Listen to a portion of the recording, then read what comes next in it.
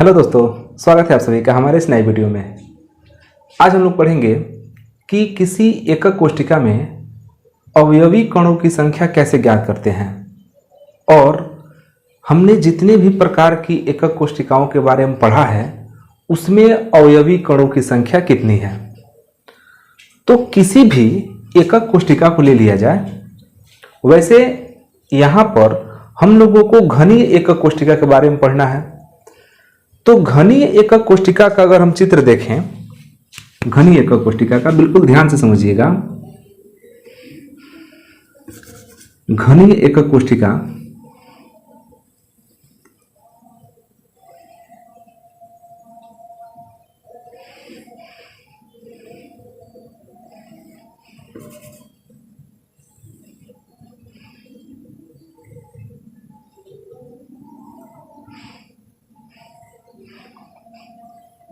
ये आपका एकक कोष्ठिका हो गया। अगर हम घनीय एकक कोष्ठिका की बात करें तो चूंकि ये घन के आकार का, इसीलिए इसको हम घनीय एकक कोष्ठिका बोलते हैं। हमने पढ़ा है आद्य एकक कोष्ठिका या मूलभूत एकक कोष्ठिका या सरल एकक कोष्ठिका। उसमें हमने पढ़ा था कि वह एकक कोष्ठिका जिसमें अवयवी कण केवल कोनों पर उपस्थित होते हैं। ध्यान दीजिएगा, जिसमें अवयवी कण केवल कोनों पर उपस्थित होते हैं उसको हम आद्य एकक कोष्ठिका या सरल एकक कोष्ठिका या मूलभूत एकक कोष्ठिका कहते हैं। हमने पढ़ा था। अब आपको यहां पर देखकर लगेगा कि इस एकक कोष्ठिका में तो 8 अणु हैं। देखने से ही लग रहा है कि ये जो एकक कोष्ठिका है ये 8 अणु, या मतलब ऐसे कह सकते हैं कि यह जो एकक कोष्ठिका है यह 8 अवयवी कणों से मिलकर बना है, क्योंकि इसके कोने पर एक एक अवयवी कण है। और आपको क्या सबको लगेगा ऐसा कि इस एकक कोष्ठिका के कोनों पर 8 अवयवी कण है, और हम पूछ दें कि बताइए इस एकक कोष्ठिका में कितने अवयवी कण है, तो सिंपल सा है, देख के कह देंगे कि 8 है। लेकिन ध्यान रखिएगा, नहीं, यहां पर 8 अवयवी कण दिख रहे हैं बट है नहीं। क्यों नहीं है इसको समझिए। और हम किसी भी एकक कोष्ठिका में अवयवी कणों की संख्या कैसे ज्ञात करेंगे, इसके लिए हम यहाँ पर कुछ नियमों को देखेंगे। तो नियम बिल्कुल ध्यान से समझिएगा, तभी आप अवयवी कणों की संख्या को निकाल सकते हैं कि किसी एकक कोष्ठिका के में कितने अवयवी कण हैं। तो ध्यान से देखिए, अगर हम इस अवयवी कण की बात करें तो इस अवयवी कण का संपूर्ण हिस्सा इस एकक कोष्ठिका में नहीं है। ध्यान से देखिएगा, इस अवयवी कण का संपूर्ण हिस्सा इस एकक कोष्ठिका में नहीं है। कहने का अर्थ यह है कि इस अवयवी कण का कुछ हिस्सा तो इस एकक कोष्ठिका में है और कुछ हिस्सा व्यर्थ है, बाहर है। मतलब कि ये काम का चीज नहीं है। ध्यान से देखिए, यहां पर ये जो हिस्सा है, ये वाला हिस्सा, ये तो इस एकक कोष्ठिका का हिस्सा है ही नहीं। अवयवी कण का जो ये वाला हिस्सा है वो इस एकक कोष्ठिका का हिस्सा नहीं है, इसलिए अवयवी कण के इस हिस्से को हम इसमें काउंट नहीं करेंगे। यही मेन चीज है। देखने से ऐसा लग रहा है कि इस एकक कोष्ठिका में 8 अवयवी कण हैं, लेकिन जब आप ध्यान से देखेंगे तो इसका बाहर वाला हिस्सा, यहां देखिए, ये वाला हिस्सा इस अवयवी कण का हिस्सा नहीं, इस एकक कोष्ठिका का हिस्सा नहीं है। आप यहां देख सकते हैं कि ये हिस्सा एकक कोष्ठिका का हिस्सा नहीं है। आप यहां देख सकते हैं कि ये हिस्सा एकक कोष्ठिका का हिस्सा नहीं है। तो आखिर जब ये नहीं है एकक कोष्ठिका का हिस्सा, जैसे कहने का मतलब कि जो अवयवी कण है, यह अवयवी कण अपना संपूर्ण योगदान इस एकक कोष्ठिका के निर्माण में नहीं दिया है, अपना कुछ हिस्सा ही दिया है। तो जब अवयवी कण अपना कुछ हिस्सा ही दिया है एकक कोष्ठिका को, तो हम उसके संपूर्ण भाग को क्यों गिनेंगे? जितना हिस्सा दिया है उतना हिस्सा गिना जाएगा और कहेंगे कि उतना ही इसमें अवयवी कण है। आप नीचे देखेंगे तो ये वाला हिस्सा भी आपको दिख रहा होगा कि ये एकक कोष्ठिका से बाहर का हिस्सा है। ठीक है, तो कुल मिला के अब ये तो समझ में आ रहा है कि जो ये अवयवी कण है वो 8 तो नहीं होंगे, क्योंकि इनका ये हिस्सा बाहर है, ये हिस्सा बाहर है, ये हिस्सा बाहर है, ये बाहर है, ये बाहर है, ये बाहर है। तो जब ये हिस्से बाहर हैं तो ये गिनती में तो आएंगे नहीं। इसका मतलब कि कोई ना कोई तरीका होगा गिनने के लिए। तो अब ध्यानपूर्वक समझिएगा कि वो तरीका क्या है। तो ध्यान दीजिए कि ये जो अवयवी कण है यह अपना 8वां हिस्सा इस एकक कोशिका में योगदान किया है। ध्यान समझिएगा, इस एकक कोशिका में इस कोने के अणु का योगदान कितना है? तो मात्र 8वां हिस्सा। मतलब आपके कोने का अगर ये अणु है ना, ये अणु है, तो इसके अगर 8 हिस्से करें, 4 हो गया, 1 2 3 4 5, चलिए 1 2 3 4 5 6 7 8, इसके 8 हिस्से मान लीजिए। तो ये जो एक अवयवी कण है, इस एक अवयवी कण जो कि कोना पर है, तो यह अवयवी कण अपना संपूर्ण हिस्सा इस एकक कोशिका को नहीं दिया है, अपना थोड़ा सा हिस्सा ही एकक कोशिका को दिया है। तो कितना हिस्सा दिया है? तो मात्र 8वां हिस्सा। ये 8 भाग में है ना, तो मात्र एक हिस्सा ही, ध्यान दीजिएगा, एक हिस्सा ही ये अवयवी कण को दिया है। बाकी 7 हिस्से इसके कहाँ है? बाहर है। उसी तरह ये कोने का अणु भी अपना 8वां हिस्सा ही इस एकक कोशिका को सहयोग कर रहा है, एकक कोशिका में योगदान दे रहा है। तो देखने के लिए लग रहा है कि ये इसमें तो 8 अणु है, लेकिन ऐसा है नहीं। कोने का जो अणु होता है वह, मतलब जो एकक कोशिका के कोने का जो कण होता है, अणु होता है, जो भी होता है, तो कोने का जो अणु है वो मात्र अपना 8वां हिस्सा ही इस एकक कोशिका को योगदान में देता है। मतलब कि अगर हम काउंट करें तो मात्र इसका 8वां हिस्सा ही इस एकक कोशिका के अंदर काउंट कर सकते हैं, क्योंकि बाकी जो 7 हिस्से हैं वो बाहर है, वो इसको नहीं दिया है, मात्र 8वां हिस्सा दिया है। ठीक है, अब ध्यान से देखिए कि हम कैसे कह सकते हैं कि 8वां हिस्सा ही दिया है। कैसे कह सकते हैं कि 8वां हिस्सा दिया है? तो इसके लिए हम आपको एक प्रयोग के द्वारा समझाएंगे। चलिए, आप इस नीले बॉक्स को समझिए कि ये आपका एकक कोशिका है। वैसे तो ये घनाभ के आकार का है, लेकिन मान के चलिए कि घन का आकार का है, थोड़ी देर के लिए एकक कोशिका है। और हम इसके इस कोने की बात कर रहे हैं। आप थोड़ा देख रहे होंगे ध्यान से, इस कोने पर जहां पर स्याही लगा हुआ है, इस कोने की बात कर रहे हैं।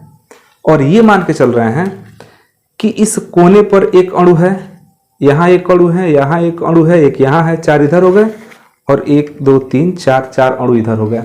हमको ये देखना है कि यह अपना 8वां हिस्सा ही कैसे इसको योगदान में दे रहा है और बाकी क्यों नहीं दे रहा है। तो ध्यान दीजिएगा। तो इस कोने वाले जहां पर स्याही लगा है, इसको आप देखिएगा, हम यहां पर रख रहे हैं, ऐसे हम रख दिए। ठीक है, यहां पर रखा गया। अब देखिएगा कि ये कोना वाला की स्थिति क्या हो रही है। हम एक और घन यहां पर रख दिए, ठीक, एक घन रख दिए। अब जो हमारा ये कोना है, यह कोना 2 घन के कोने के संपर्क में आ गया। एक इसका खुद का कोना है और एक इसका कोना है, 2 कोने के संपर्क में आ गया। हम अगर एक यहां रख दें तो अब ये जो कोना दिख रहा है आपको, ये वाला कोना, यह 3 के संपर्क में आ चुका है, 3 कोनों के संपर्क में आ चुका है। एक तो खुद है और 2 और हमारे पास एकक कोशिका हो गया। चूंकि हम ऐसा इसलिए बना रहे हैं क्योंकि इसी तरह की एकक कोशिकाएं जब बहुत सारी संख्या में मिलती हैं तो ठोस का निर्माण होता है। तो ये हमारा 3 एकक कोशिका हो गया। एक हम इसमें चौथा एकक कोशिका ऐसे रख दिए। अब ध्यान से देखिए, अब बिल्कुल ध्यान से देखना है। अब जो हमारा ये वाला जो हमारा कोना है वह 4 कोनों के संपर्क में आ चुका है। एक उसका खुद का है और 1 2 3 4 के संपर्क में आ चुका है। ध्यान दीजिएगा, मतलब ये हुआ कि कोने पर अगर कोई अणु होगा तो उसका योगदान अब सिर्फ इसी एकक कोष्टिका के कोने में नहीं होगा, इसके भी कोने में होगा, इसके भी कोने में होगा, इसके भी कोने में होगा। तो क्या यहां पर केवल 4 ही एकक कोष्टिका आ सकता है? तो नहीं, यहां पर 4 अभी इसके ऊपर और आ सकता है। ध्यान से देखिए 5। अब यहां का जो कोना है ना वह 5 के संपर्क में आ गया, फिर यहां का कोना 6 के संपर्क में आ गया, फिर ध्यान दीजिए अब ये 7वें के संपर्क में आया और अब ये हो गया 8वें के संपर्क में। मतलब कि एक एकक कोष्टिका का जो कोना होता है वह अपने निकटवर्ती 8 एकक कोष्टिकाओं के कोने से शेयर करता है। मतलब ये हुआ कि एक एकक कोष्टिका अगर हम इसके ऊपर दाहिने बाएं ऊपर नीचे चारों ओर बहुत सारी एकक कोष्टिका को बनाएं, एकक कोष्टिका को लगा लगा कर किसी ठोस का निर्माण करें, तो हमारा जो एक कोना है ना वो 8 एकक कोष्टिकाओं के कोनों से मिलता है। इसका मतलब जो यहाँ का अणु होगा ना, अणु होगा वो अणु जो है 8 कोनों में शेयर होगा। यहाँ का अणु 8 कोनों में शेयर होगा। तो जब यहाँ का अणु 8 कोने में शेयर होगा, 8 एकक कोष्टिकाओं द्वारा शेयर किया जाएगा, तो एक एकक कोष्टिका पर जो हिस्सा बनेगा वो होगा 1/8। बिल्कुल ध्यान से समझिएगा। अगर हम ऐसे ऐसे ऊपर दाहिने बाएं नीचे पीछे आगे एकक कोष्टिकाओं को सजा करके हम किसी क्रिस्टलीय ठोस का निर्माण करें, तो हमारा जो एक एकक कोष्टिका का एक कोना है वो 8 एकक कोष्टिकाओं के कोनों से टच में आता है। हमने दिखाया भी बना करके 8 के टच में आ रहा है। एक बार आप फिर से ध्यान से देख लीजिए। इसके कोने की बात करें, इसके कोने की, तो देखिए आप ऊपर ही देख पा रहे हैं ना, ध्यान से देखिए ना, देखिए इसके कोने की बात कर रहे हैं। यह कोना 1 के टच में आ गया, यह कोना 2 कोना हो गया, 3 कोना हो गया, 4 कोना तो हो ही गया। अच्छा इसको ऊपर रख देंगे तो यहाँ पर 8 कोने मिलेंगे। मतलब वहाँ का जो अणु होगा ना वो 8 जगह बटेगा, माने उसका योगदान 8 कोनों में होगा। तो जब एक अणु का योगदान 8 कोनों में हो रहा है तो फिर एक कोने में कितना योगदान होगा? तो मात्र 1/8। तो अब बिल्कुल ध्यान से समझिए। तो कोई भी अवयवी कण अगर कोने पर है, कोने पर स्थित अवयवी कण का योगदान कितना होता है? तो वो होता है 1/8। ये आपको पहला नियम याद रखना है कि किसी भी एकक कोष्टिका में कोने पर स्थित अवयवी कण का उस एकक कोष्टिका में योगदान कितना होता है? 1/8। क्यों होता है? वो इसलिए होता है कि जब ऐसे ऐसे बहुत सारे एकक कोष्टिकाओं को मिला करके हम क्रिस्टलीय संरचना का निर्माण करते हैं, तो जो हमारा एक अणु है एकक कोष्टिका का कोने का जो अणु वो 8 कोनों के संपर्क में आता है। तो अपना जो एक अणु है वो 8 के संपर्क में आ रहा है, तो वो अणु थोड़ा थोड़ा हिस्सा सबको क्या करता है? शेयर कर देता है, सभाजित कर देता है, बांट देता है। तो एक के हिस्से में मात्र 1/8 आता है। तो यह जो अवयवी कण है वह इस एकक कोष्टिका को अपना कितना हिस्सा दिया है? तो 1/8। 1/8। ध्यान दीजिएगा, कोने का अणु 1/8 देता है, कोने का अणु 1/8 देता है।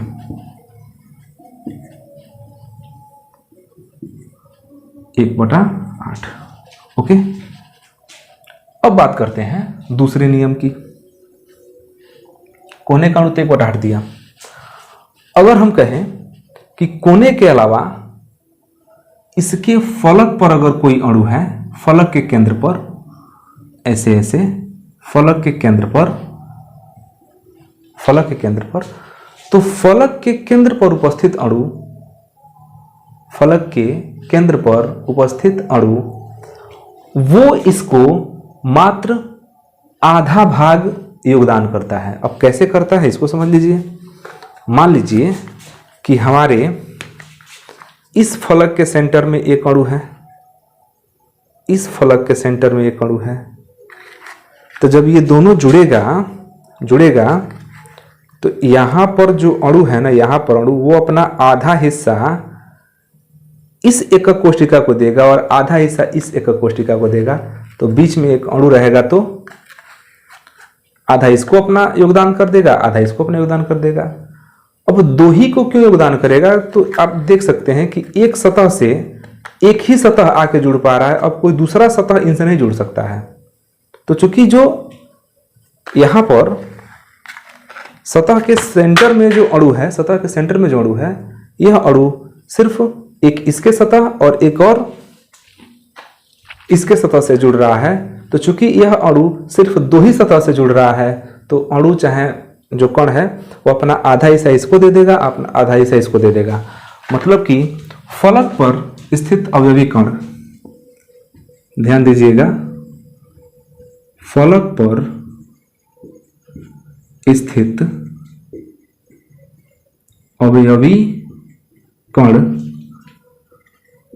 का योगदान बराबर 1/2। वो अपना आधा हिस्सा ही दे पाता है, क्योंकि अब आप इधर से घन जोड़ेंगे तो यह जो अवयवी कण है एक इसके सरफेस पर है, एक उसके सरफेस से जुड़ेगा, तो आधा आधा दोनों में क्या हो जाता है, शेयर हो जाता है। ठीक है। तीसरा ध्यान दीजिए, अगर कोई अवयवी कण ठीक घन के बीच में है, अगर कोई अवयवी कण ठीक घन के बीच में है, केंद्र में है, तब तो वो पूरा पूरा भाग इसको दे दे रहा है, क्योंकि वो किसी सतह पर तो है नहीं, घन के बीच में है। मान लीजिए ये घन है और उसके बीच में अवयवी कण है, तो उस अवयवी कण का संपूर्ण हिस्सा उस घन का है। तो घन के केंद्र में स्थित अवयवी कण का योगदान पूरा 1 होता है। सेंटर में अगर कोई अवयवी कण है तो वह पूरा पूरा अपना योगदान देता है। और एक जो चौथा नियम है वो ध्यान रखना है कि अगर कोई अवयवी कण इसके कोर पर है, कोर पर, तो कोर पर जो अवयवी कण है वह अपना इस एकक कोष्ठिका को 1/4 भाग देता है। ध्यान दीजिएगा, 1/4 भाग क्यों देता है, क्योंकि जब हम ऐसे ऐसे घनों को सटा कर रखते हैं ना, तो इस एक कोर से और 3 कोर आकर जुड़ते हैं, एक कोर से और 3 कोर आकर जुड़ते हैं। आप देख सकते हैं यहां पर, देखिए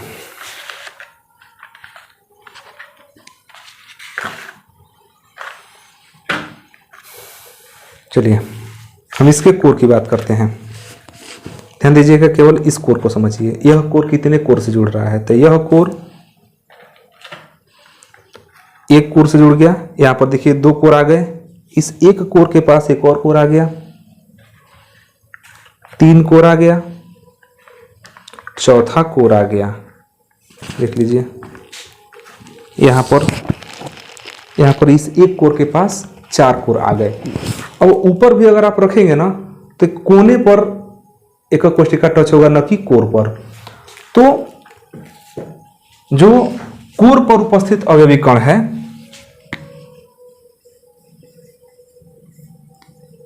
कोर पर स्थित अवयवी कण का उस एकक कोष्ठिका में योगदान 1/4 होता है। तो यही 4 नियम है। इस चारों नियम की सहायता से हम बड़े आराम से एकक कोष्ठिका के अवयवी कणों की संख्या निकाल सकते हैं। एक एक करके निकालते हैं। तो सबसे पहले हम निकालते हैं आद्य एकक कोष्ठिका। आद्य एकक कोष्ठिका के अवयवी कणों की संख्या।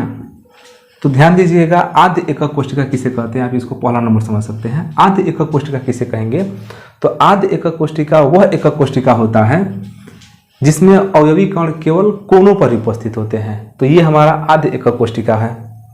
तो आद्य एकक कोशिका में भले 8 अवयवी कण दिख रहे हैं, लेकिन ये 8 है नहीं, क्योंकि यह अपना मात्र 1/8वां हिस्सा ही इस एकक कोशिका को दिया है। तो 1/8 हिस्सा ही इसका मिला हुआ है, इसका भी 1/8 हिस्सा, इसका भी 1/8 हिस्सा, मतलब कि 1/8 1/8 1/8 1/8 ऐसे ऐसे हिस्सा देने वाले 8 कण हैं। तो कुल कितना इसको मिला, तो एक कण का योगदान 1/8 है, और कुल दिख कितने रहे हैं 8, 8 से गुणा कर दीजिए तो उत्तर आता है 1। मतलब आद्य एकक कोशिका में अवयवी कणों की संख्या सिर्फ 1 होता है, भले दिख रहा है 8, तो 8 इसलिए नहीं हो रहा है क्योंकि जो ये एकक कोशिका है यह अपना पूरा योगदान तो दे नहीं रहा है, मात्र 8वां हिस्सा दे रहा है। ये भी अपना 8वां हिस्सा दिया, ये भी 8वां हिस्सा दिया, ये भी 8वां हिस्सा दिया, ये भी 8वां हिस्सा दिया, और ये भी 8वां हिस्सा दे रहे हैं। तो सब अपना 8वां हिस्सा देते देते 8 मिलकर के एक अवयवी कण के बराबर, एक गोले के बराबर हिस्सा दे रहे हैं। तो हम कह सकते हैं कि इस एकक कोशिका में अवयवी कणों की संख्या कितनी होगी, तो 8 होगी। ठीक है, अब हम बात करते हैं दूसरा, अंतः केंद्रित एकक कोशिका। अंतः केंद्रित एकक कोशिका के अवयवी कणों की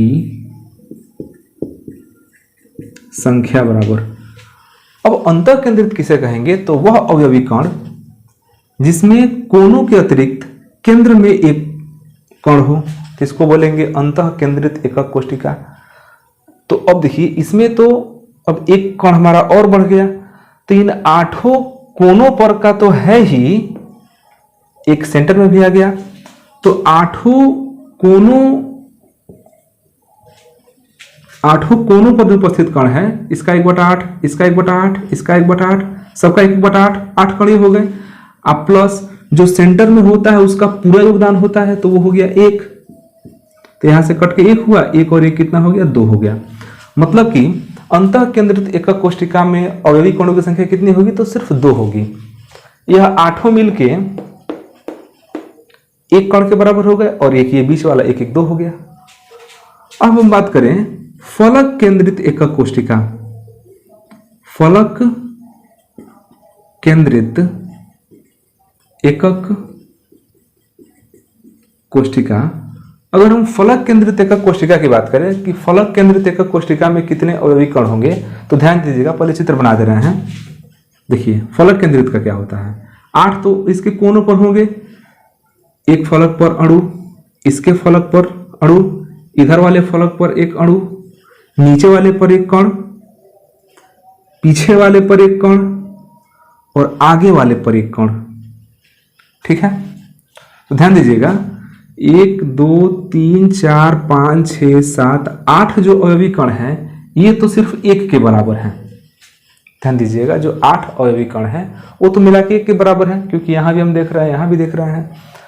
अब देखिए इसके 6 फलक हैं, तो 6 फलक पर जो अवयवी कण हैं इनका योगदान मात्र 1/2 ही तो है, तो इसका भी योगदान 1/2, इसका भी योगदान 1/2, इसका भी योगदान 1/2। तो ऐसे ऐसे 6 कण हैं जिनका योगदान कितना है, 1/2 है। तो 2 तिहाई 6, 3 कने 3, 3 कने 3, 1 4। मतलब फलक केंद्रित एकक कोशिका में कितने अवयवी कण हो जाएंगे, तो मात्र 4 अवयवी कण होगा। तो ध्यान दीजिएगा, जितना दिख रहा है उतना हो नहीं रहा है। ऐसे आपको दिखेगा कि 8 कोना पर और 6 फलक पर, 8 6 14 हो गया उत्तर, तो ये गलत हो जाएगा, ऐसे नहीं कीजिएगा। चौथा देखते हैं, अंत्य मतलब आधार। आधार केंद्रित एकक कोशिका की बात करें, आधार केंद्रित एकक कोशिका, तो आधार केंद्रित एकक कोशिका में अवयवी कण कोनों पर तो रहता ही है, साथ ही साथ आमने सामने के 2 फलकों पर भी रहता है। तो इसमें अगर हम लोग अवयवी कण की संख्या की बात करें तो 8 कोनों पर का मिला के तो 1 अणु के बराबर योगदान है। 8 कोनों पर का मिला के 1 अणु के बराबर योगदान है। और ऊपर वाले फेस में ये अपना आधा योगदान दिया, ये भी अपना आधा योगदान दिया, तो आधा आधा योगदान देने वाले कितने अणु हो गए? 2 अणु हो गए। तो आधा इसका 1 अणु के बराबर हो गया। देख लीजिए 1 अणु और एक कोने पर का कुल मिला के कितने अणु हो जाएगा? 2 हो जाएंगे। आधा इसका योगदान, आधा इसका योगदान, दोनों मिला के 1 अणु के बराबर हो गया। और ये 8 मिला के 1 अणु के बराबर है। देख लीजिए 8 मिला के 1 अणु के बराबर है। तो 8 मिला के 1 अणु और ये 2 मिला के 1 अणु, कुल कितने हो गए? 2 अवयवी कण हो गए।